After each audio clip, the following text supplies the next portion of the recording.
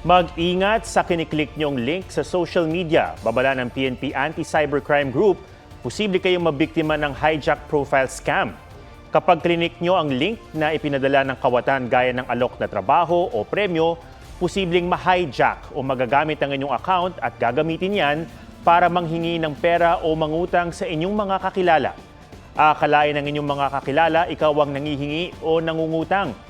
Halos 70 na raw ang biktima ng hijack profile scam nitong Pebrero. Mahigit triple ang itinaas nito mula Enero. Mga kapuso, alamin ang State of the Nation. Mag-subscribe sa GMA Integrated News sa YouTube. Sa ating mga kapuso abroad, samahan niyo kami sa GMA Pinoy TV at sa www.gmanews.tv.